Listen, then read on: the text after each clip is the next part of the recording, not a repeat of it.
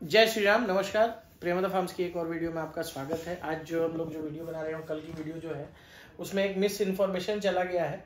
जो हमने बोल दिया है 1,11,000 लीटर मिल्क का हमारे यहाँ प्रोडक्शन हुआ लास्ट ईयर, मतलब 2023 में, जबकि सच्चाई ये है कि 1,04,741 लीटर का ही दूध का प्रोडक्शन हुआ है। तो वो जो 6-7 हज़ार लीटर का फिगर एक्स्ट्रा बता दिया गया है उसको आप करेक्ट कर सकते हैं, करेक्ट ले सकते हैं। अब आते हैं फिगर पे, बात करते हैं। ये एक बार वो मॉनिटर को देखते हैं। जनवरी 2022 में हमारे पास जो दूध उत्पादन था वो 5373.5 लीटर था। वही जनवरी 2023 में ये फिगर बढ़ के 11,680 लीटर हुआ। रीजन बीइंग कि हमने उस समय गाय परचेज करके शकील फार्म से लाई थी, उसकी वजह से हमारा मिल्क अप हुआ। उसी तरीके से उसी रेशियो में फरवरी में भी 5422 लीटर से 10,193 लीटर दूध हुआ। उसके बाद मार्च में 7116 लीटर से 11,457 लीटर दूध का पैदावार हुआ। अप्रैल 22 में भी करीब 3,094 लीटर हमारा दूध बढ़ा। सेम कहानी मई और जून के महीने में रही, लेकिन जुलाई आते आते ड्राई का उसकी संख्या बढ़ती गई और जो टोटल उत्पादन है पिछले साल से नए साल में करीब 3.7 लीटर की कमी के साथ रिकॉर्ड हुआ। उसके बाद फिर लगातार पॉजिटिव में हमने ग्रोथ किया और दिसंबर 2023 में हमारा प्रोडक्शन 508 लीटर से कम पैदावार हुई। मतलब दिसंबर 2022 में चूंकि हमने गायें खरीद के लाई थी तो 11,966.1 लीटर दूध का उत्पादन हुआ था। वही दिसंबर 2023 में ये दूध घट के 11,458 लीटर दूध का पैदावार हुआ। और जनवरी जो हमने शुरू किया है, जनवरी में हमारा लास्ट ईयर से 300 लीटर ज्यादा उत्पादन हुआ है। मतलब 2023 के जनवरी में जहां हम लोग 11,680 लीटर पे थे, वही 2024 के जनवरी में 11,997 लीटर है। और जब ये डेटा हम लोग लास्ट फाइनलाइज कर रहे थे तब 15 फरवरी तक हमने 6306 लीटर दूध का उत्पादन कर लिया था। तो ये तो पहली बात है। डेटा एनालाइज किया हमने कि हमारा ग्रोथ कहाँ है। 32% के करीब हमारा दूध जो है लास्ट ईयर से ग्रो किया। तो इस बार जो हम लोग ग्रोथ टारगेट कर रहे हैं वो कम से कम 30% के करीब दूध के प्रोडक्शन में उछाल की उम्मीद करते हैं।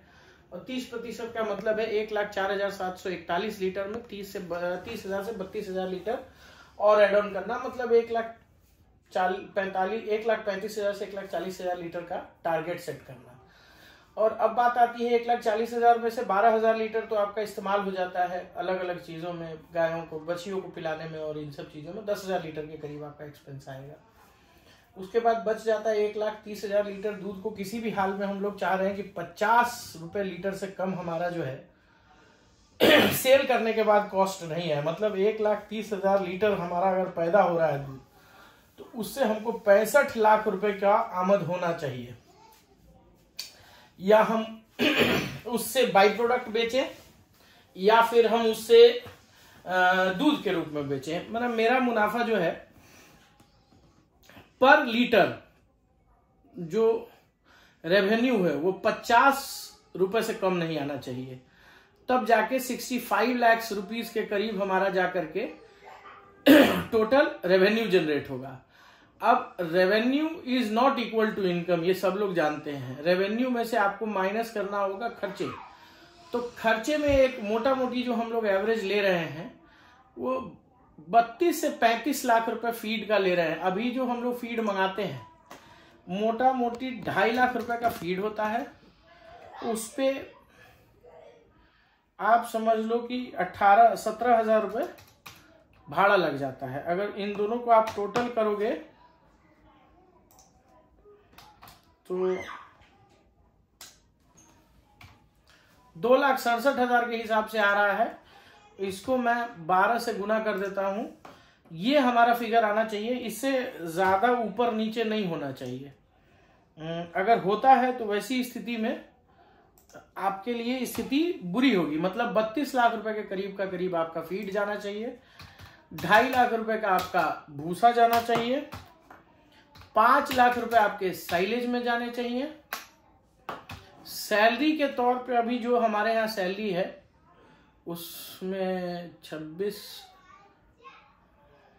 10, 36, 2, 38, 38, 10, 48, 48 और 15, 48 और 15, 63, एक 64, 64 और 15, 64, 10, 74, 5, 79,000 every month into 12 months is equal to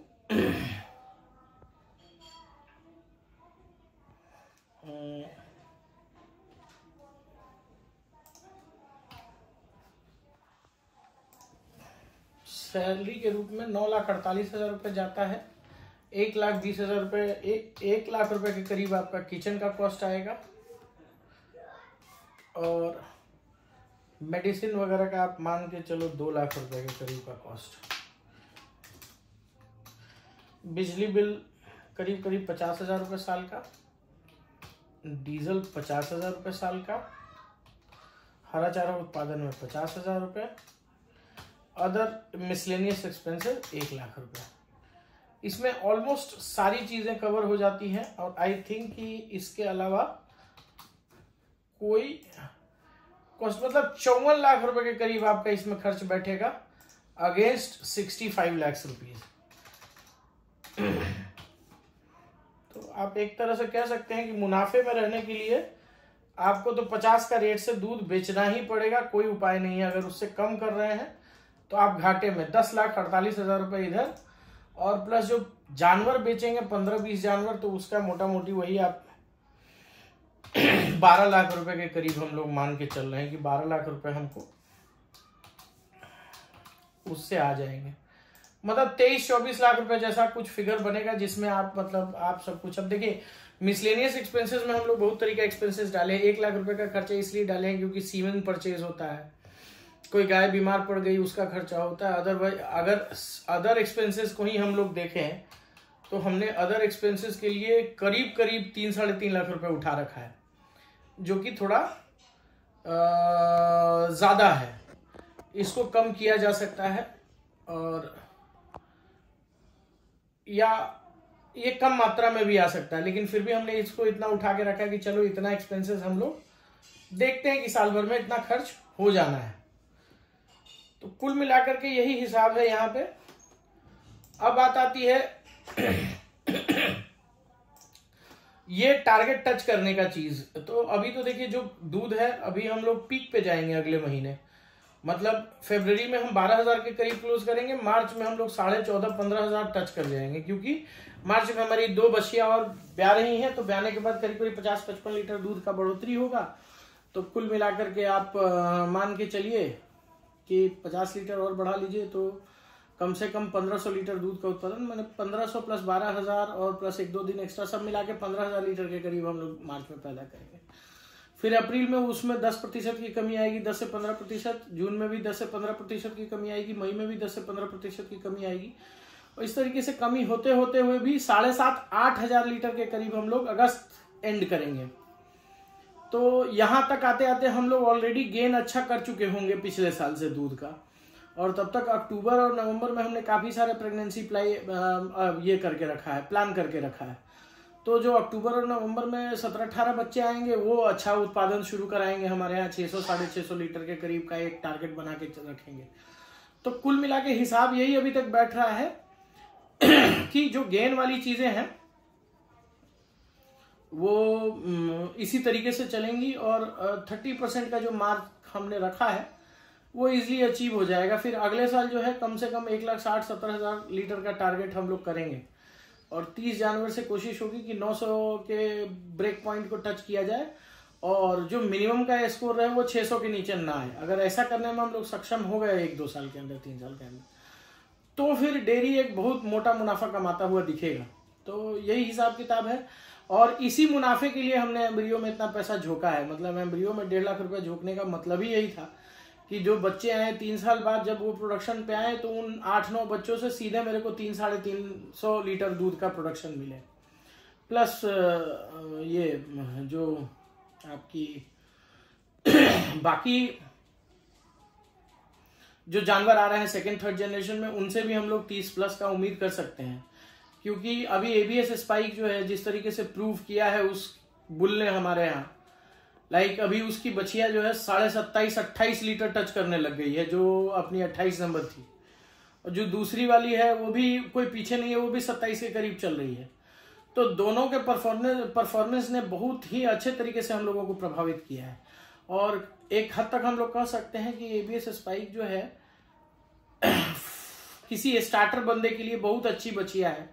मैंने बता तो दिया कि इनकी माँ जो है 20-21 लीटर वाली माँ से सीधे 27 लीटर दूध 6 लीटर बढ़ाना कोई कम बड़ी बात नहीं होती है। और सबसे बड़ी बात कि इस दौरान उनको एक भी बार मैस्टाइटिस की शिकायत नहीं हुई है, एक भी बार मिल्क जो है वो डाउन नहीं है, प्रोडक्शन डाउन नहीं हुआ है।